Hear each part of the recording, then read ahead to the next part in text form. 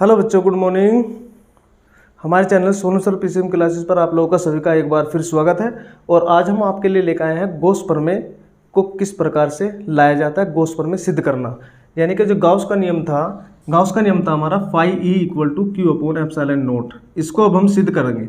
Gauss प्रमेय की उत्पत्ति यानी कि गॉस प्रमेय सिद्ध किस प्रकार से किया जाता है। अब देखिए, ये कोई बंद पृष्ठ है, गॉस प्रमेय जो है, इससे पहली वीडियो में गॉस प्रमेय समझा चुका हूं मैं, ठीक है, उसे जाकर देख लेना। अब गॉस प्रमेय की उत्पत्ति कर रहे हैं, यानी कि उसको प्रूफ ला रहे हैं कि गॉस प्रमेय का ये जो फॉर्मूला है ये कैसे आया, ओके, जो कि यूपी बोर्ड एग्जाम की दृष्टि से इंपॉर्टेंट माना गया है और इसको जो है करके ही जाना है बच्चों आप लोगों को, ठीक है। यहाँ देख लीजिए, यहाँ पे देखो एक बंद पृष्ठ है। अब इस बंद पृष्ठ में एक छोटा सा अवयव ले लिया हमने, छोटा सा अवयव। इसका क्षेत्रफल कितना है, मान लिया ए है। इसका क्षेत्रफल कितना है, ए। पूरे पृष्ठ का क्षेत्रफल कितना है, ए। अब छोटा सा पार्ट ले लिया इसका छोटा सा पार्ट ले लिया, उसका जो क्षेत्रफल है वो कितना है, डी ए। डी ए मतलब छोटे से पार्ट के लिए अल्प अवयव, यानी कि छोटा सा अवयव ले लिया डी ए, इसका पूरे पृष्ठ का छोटा सा अवयव। अब इस छोटे से अवयव के कारण इसके पृष्ठ पर, यहाँ पे गोले के जो पृष्ठ है, बंद पृष्ठ का जो पृष्ठ है, उसके केंद्र पर जो है इनके इस पृष्ठ के द्वारा एक कोण आंतरित होता है, जिसको कहते हैं घनकोण। क्या बोलते हैं उसको, घनकोण। छोटे से पृष्ठ के द्वारा हो रहा है तो इसके मतलब इसको बोलेंगे डी ओमेगा। घनकोण को किससे रिप्रेजेंट करेंगे, ओमेगा से। और ओमेगा जब छोटे से अवयव के द्वारा हो रहा है यहाँ पे घनकोण, तो ये हो जाएगा डी ओमेगा। इससे पहले वाली वीडियो जो गॉस थ्योरम है उसमें मैंने सारा समझा रखा है, एक बार उसको देख लेना प्लीज। और यहाँ भी मैंने बता दिया है, ओके। तो देखिए, प्रूफ कर रहे हैं अब हम इसको। प्रूफ कैसे होगा, मान लिया एक बिंदु O है, मान लिया एक बिंदु O पर स्थित आवेश Q प्लस Q के कारण, यहाँ पे देखिए एक बिंदु P है, उस पर मान लिया विद्युत क्षेत्र क्या है, E, ठीक है। बिंदु P पर विद्युत क्षेत्र E वेक्टर है, ठीक है, जो OP की दिशा में है। जिधर OP की दिशा है उधर ही E वेक्टर है, ओके बच्चों। O से R दूरी पर एक बिंदु P है, ठीक है, जिस पर क्या है विद्युत क्षेत्र मान लिया E, ठीक है, जो कि OP की ही दिशा में है, OP के अनुदिश है। इतना बात याद रहेगा, ठीक है। इसको हमें सिद्ध करना है। अब अल्प क्षेत्रफल अवयव, ये पूरा क्षेत्रफल है इसका, छोटा सा अवयव ले लिया। अब अल्प क्षेत्रफल अवयव DA से गुजरने वाला बाहर की ओर विद्युत फ्लक्स, बट DA से गुजरेगा तो विद्युत फ्लक्स भी तो थोड़ा ही होगा। जब छोटे से अवयव DA है और DA से कोई विद्युत फ्लक्स गुजर रहा है तो वो भी तो छोटा ही होगा, तो उसके लिए भी हमने डी लगाया ना। तो विद्युत फ्लक्स को हम फाई से रिप्रेजेंट करते हैं। डी क्यों लगा, क्योंकि छोटे से अवयव के लिए रिप्रेजेंट हो रहा है, ठीक है ना। D phi equal to E vector dot D A vector, क्योंकि विद्युत फ्लक्स की डेफिनेशन क्या कहती है, विद्युत फ्लक्स होता है E vector dot A vector, E vector dot A vector. इन दोनों का अदिश गुणनफल क्या कहलाता है, विद्युत फ्लक्स कहलाता है, ओके। तो यहाँ पे जो है छोटा सा अवयव लिया है, तो छोटे से अवयव के लिए ई vector dot D A vector. ये बात समझ में आ गई ना। चलिए आगे चलते हैं। अब D phi equal to E vector dot D A vector क्या होता है, E D A cos theta, E D A cos theta. क्यों, क्योंकि A vector dot B vector बराबर होता है ए बी कोस थीटा, या नहीं। थीटा क्या है हमारा, क्षेत्रफल अवयव और ई के बीच का कोण, किसके, जहाँ थीटा ई वेक्टर व डी ए वेक्टर के बीच का कोण है, बीच का कोण है, समझ गए। ये वाली लाइन ध्यान रखो बस, D phi equal to E D A cos theta.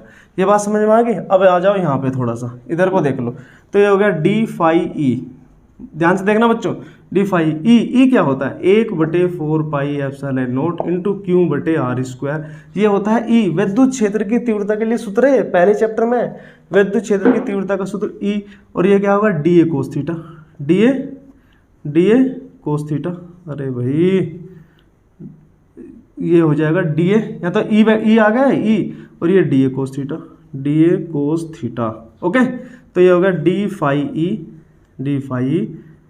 ठीक है, equal to 1/4 pi epsilon naught into Q, और ये क्या हो गया, डी ए कोस थीटा बटे R square, D A cos theta बटे आर स्क्वायर, ओके। ये कोस थीटा बच्चों, कोस थीटा बटे आर स्क्वायर। बात समझ में आ गई। अब यहाँ पर जो D phi E equal to 1/4 pi epsilon naught into Q.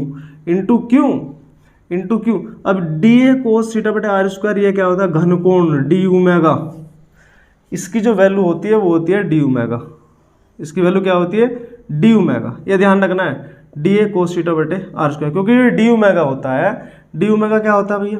Omega बराबर होता है ए बटे आर स्क्वायर। यहाँ देख लो जरा, थोड़ा सा यहाँ देख लो इसमें बॉक्स में भाई, डी जो ओमेगा होता है वो होता है ए बटे आर स्क्वायर। अगर बीच का कोण थीटा है तो यहाँ कोस थीटा लग जाता है। और जो छोटे से अवयव की बात हो रही है तो डी आ जाएगा ए की जगह डी आ जाएगा, डी ए कोस थीटा बटे आर स्क्वायर, ये होता है। अगर हम इसकी बात करें ए बटे आर स्क्वायर हो गया, तो ओमेगा ये क्या है? ए क्या है? क्षेत्रफल है किसका? गोले का क्षेत्रफल। गोले का क्षेत्रफल क्या होता है? 4 pi R square, 4 pi R square बटे आर स्क्वायर। तो इससे ये कट जाएगा, इसकी वैल्यू कितनी आएगी? 4 पाई। ओमेगा की वैल्यू 4 पाई, ओमेगा की वैल्यू 4 पाई। अब देखिए ध्यान से, जरा ध्यान से देखो, यहाँ तक समझ में आ गया? ये छोटे से अवयव से गुजरने वाला विद्युत फ्लक्स ये होगा, ठीक है। उसके बाद E vector dot D A vector क्या होगा? A B cos theta, A B cos theta, A B cos theta, ठीक है। सूत्र से A B cos theta, A vector dot B vector A B cos theta, जहाँ पे theta क्या है? E vector D A vector के बीच का कोण है, ठीक है। तो यहाँ पे आ जाओ, डी फाई इक्वल टू ई की वैल्यू रख दी। ई की वैल्यू रखने के बाद ये D A cos theta, D A cos theta ऐसा कैसे? अब डी ए कोस थीटा के साथ आर स्क्वायर और ले लिया, ले लिया ना, ले लिया, यहाँ ले लिया। इसकी वैल्यू क्या होती है? D omega. इसकी वैल्यू होती है डी ओमेगा। तो दोनों तरफ का क्या करेंगे? संपूर्ण पृष्ठ के कारण, यहाँ पे लिखना है अब संपूर्ण पृष्ठ के कारण P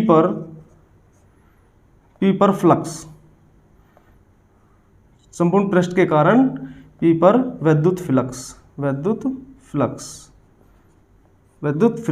बच्चों राइटिंग थोड़ा कर लेना एडजस्ट, ठीक है। P पर विद्युत फ्लक्स, तो ये हो जाएगा हमारा भाई, इसका स्क्रीनशॉट लो एक बार, ये सारा रफ करना पड़ेगा।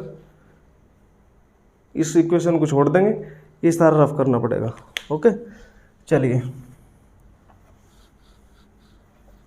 इसको भी मैं रफ कर देता हूँ,